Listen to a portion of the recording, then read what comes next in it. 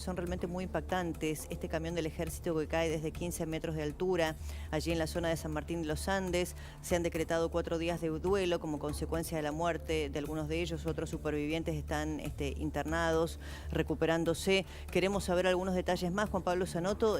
Pareciera que ahí hay una curva muy peligrosa, ¿no? Una curva muy pronunciada. Las hipótesis indican que el camión se habría quedado sin freno y no pudo afrontar esa curva y por eso termina cayendo a este barranco. Se conoció el balance final de las víctimas: 4 soldados muertos, 18 heridos, 9 de los cuales se encuentran en estado grave. Allí vemos imágenes de lo que fue este operativo para rescatar a personas atrapadas, a las víctimas, en este tramo de la ruta provincial 62 en la provincia de Neuquén, en un trayecto entre San Martín de los Andes y Lago Lolog, donde se produce esta situación tan dramática. Insistimos, 8 heridos graves de los 18 en total y 4 soldados muertos. Claro, el camión, vos decís, habría quedado sin frenos. Bueno, también uno piensa en las condiciones, ¿no?, en las que están los elementos con los que trabajan las fuerzas de seguridad, en este caso el ejército.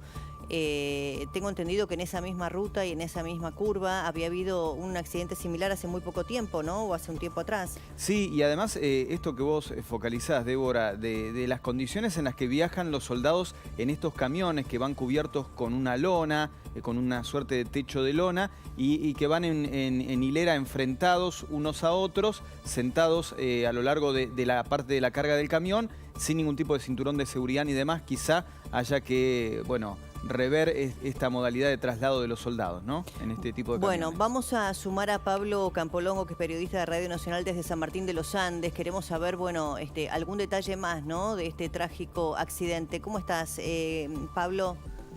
Débora Plagersoy, ¿cómo te va? Muy buenos días, Débora. Muy buenos días al equipo. Contanos un poquito, ¿qué se sabe ya, bueno, transcurridas casi 24 horas? Esto fue en horas de la tarde de ayer. Sí, esto fue pasadas las 14 horas del día de ayer.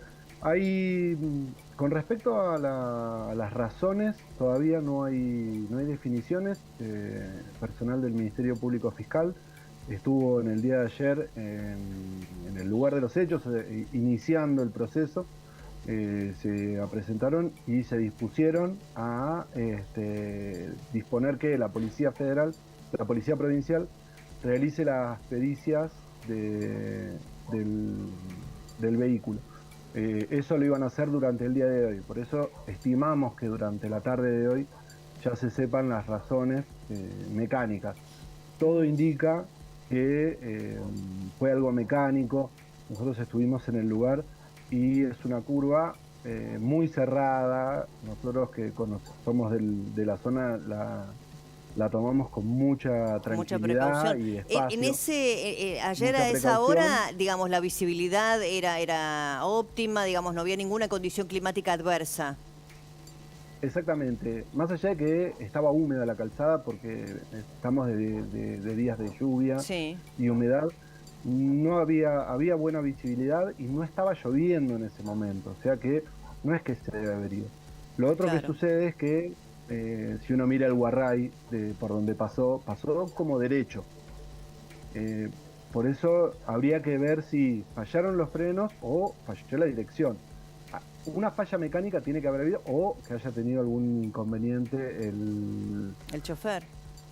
El chofer a la hora de realizar esa maniobra, porque es una curva cerrada que hay que tomarla despacio y maniobrando bien.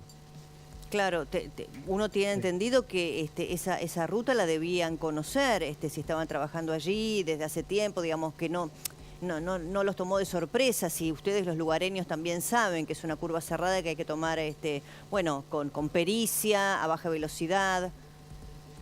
Sí, además el micro estaba volviendo al regimiento que está a pocos metros del lugar, es zona del ejército, porque ahí están las viviendas, hay una zona de viviendas del ejército, y venía de la zona de Lolog y de Laguna Rosales, que es donde el ejército tiene unas tierras donde hace diversos ejercicios. Por lo tanto, ese tránsito de esa zona de curvas la realiza constantemente. Frecuente, claro. Sí. Frecuentemente, así que saben. Lo que aparentemente la falla mecánica es lo que explica o explicaría de manera más entendible lo que pasó. Y bueno, y también lo lamentable, ¿no?, de pensar las condiciones, ¿no?, en que el ejército está trabajando respecto a los elementos con los que cuenta, ¿no? Probablemente no tuviera a lo mejor las revisiones que correspondían, el mantenimiento técnico este camión, ¿no? Eso va a ser medida seguramente de las pericias que van a estar realizando en el día de hoy.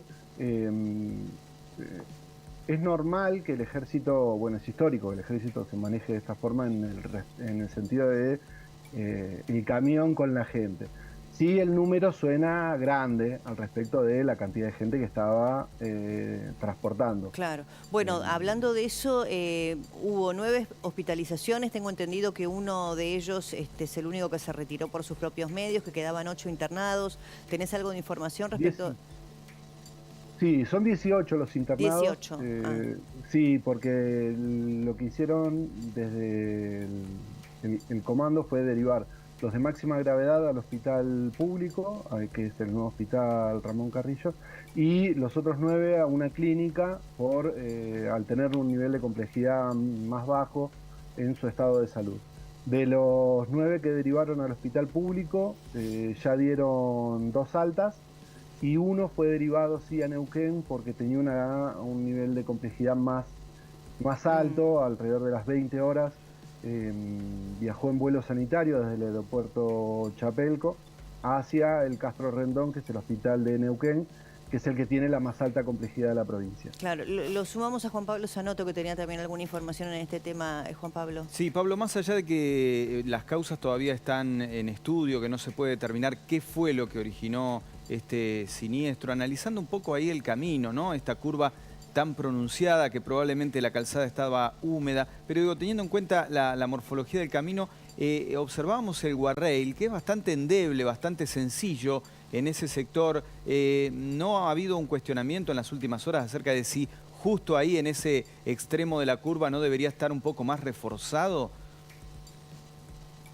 Y la verdad que son caminos difíciles y es el final de una curva.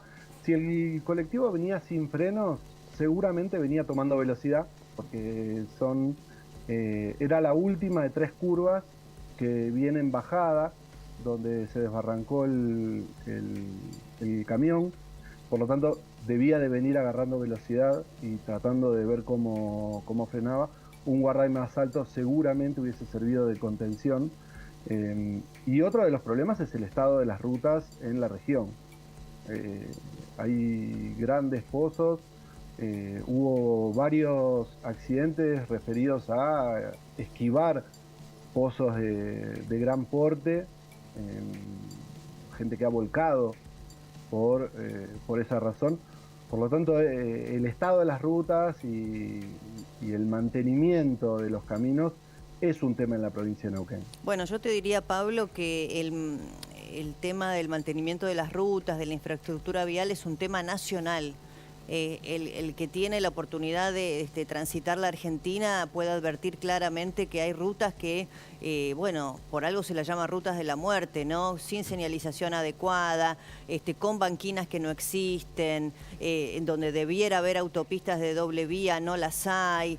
Entonces, a veces ponemos el foco en los incidentes viales, en si fue imprudencia o no de la persona que conducía, si había condiciones de visibilidad óptima, si las condiciones de clima o a los desperfectos técnicos en los vehículos. Pero todo eso con un mal clima, con un desperfecto técnico, con una persona imprudente, si vos tenés una infraestructura vial adecuada, y bueno, morigerás los efectos o los daños que puedan sufrir, no sé, ahí el guarrail, como decís, los pozos. No puede ser que tengamos ese nivel de deterioro y de decadencia, ¿no?, en las rutas.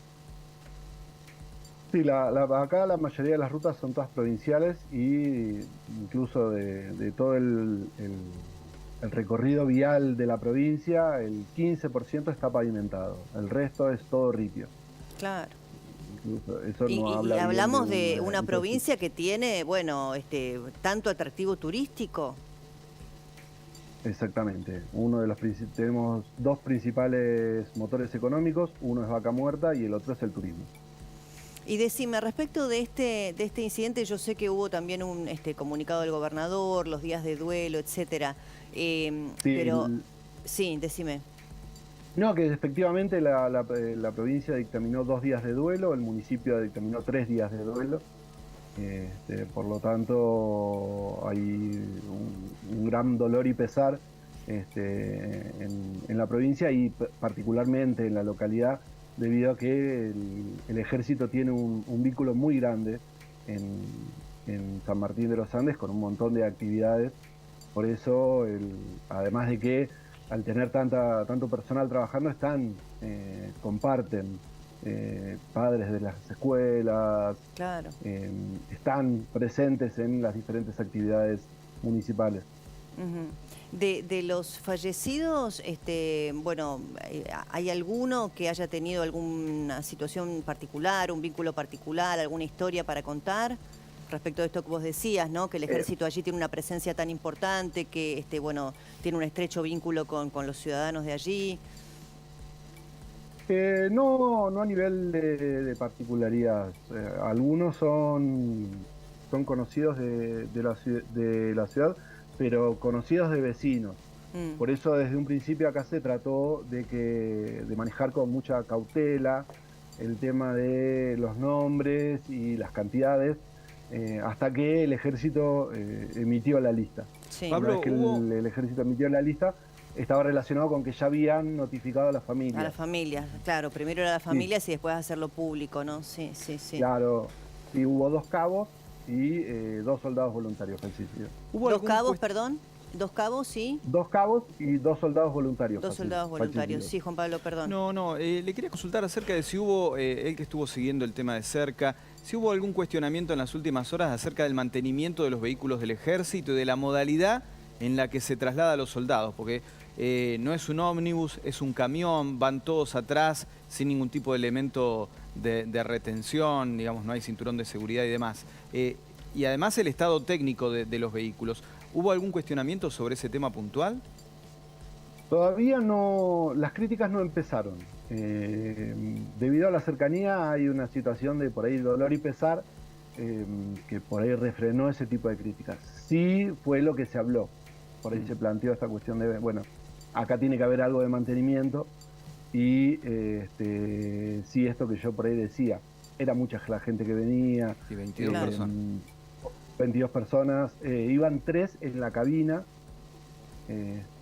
por lo tanto eran más de 20 personas en la parte de atrás. Sí, sí, bueno, y además para tomar ese tipo de la- curva cerrada, un vehículo tan cargado, infiero yo que es relevante lo que decís respecto a la cantidad de personas. Así que eso va a ser materia de análisis seguramente, y yo creo que el Ministerio Público Fiscal va a tomarlo como parte de su argumentación a la hora de realizar algún tipo de acción. Bueno, Pablo, te agradecemos mucho y por supuesto que desde aquí también nuestras condolencias a las familias de los fallecidos. Realmente una tragedia, una tragedia.